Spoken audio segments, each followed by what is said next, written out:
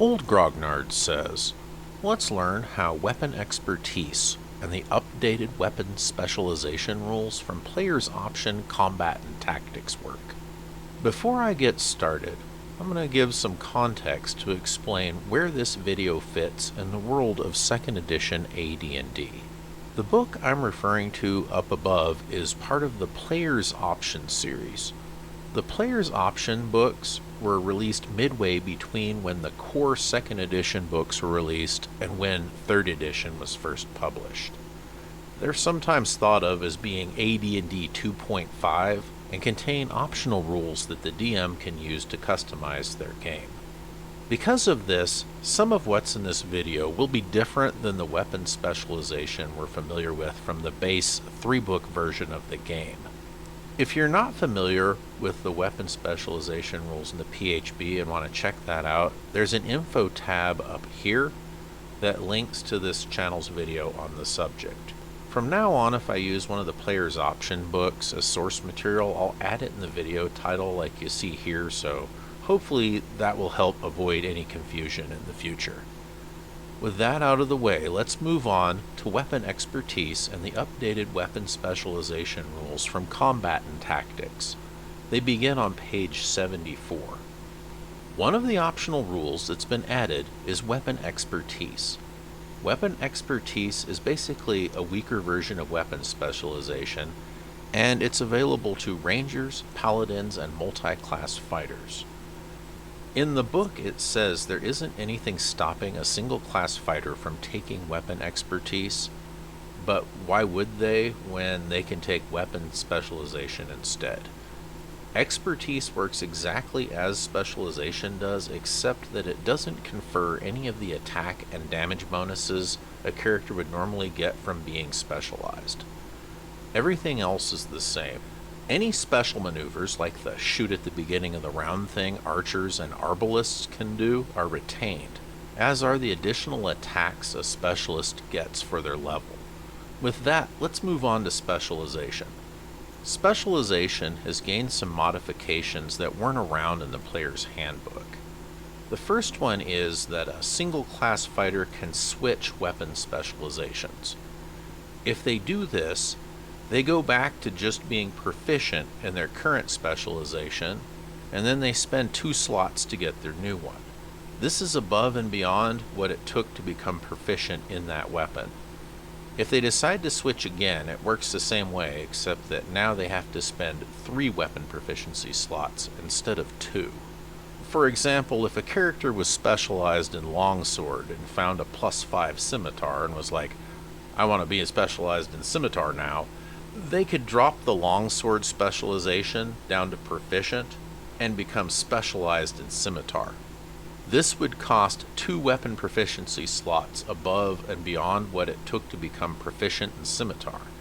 If they switched again for some unknown reason, it would work the same way, but it would cost 3 slots this time instead of 2. But what about bow specialists? So, reading the sections about specialization, proficiency, and mastery, I didn't see anything about bows costing an extra slot like they do in the PHB.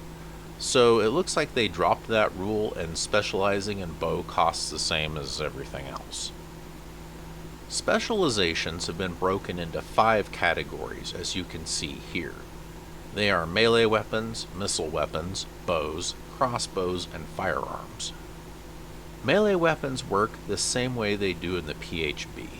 The benefits gained are +1 to attack rolls, +2 on damage rolls, and additional attacks as shown on the specialist table here to the right. I'm going to leave the table up so we can refer to it as we go.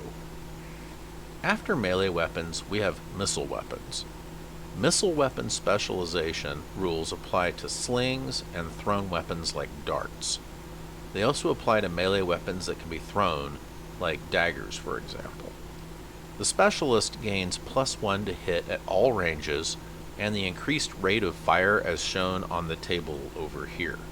Missile weapons don't get any damage bonuses from specialization, so if the dagger specialist throws daggers, they just get the bonus to hit and the increased rate of fire, but not the damage bonus they would get if they used a dagger in melee.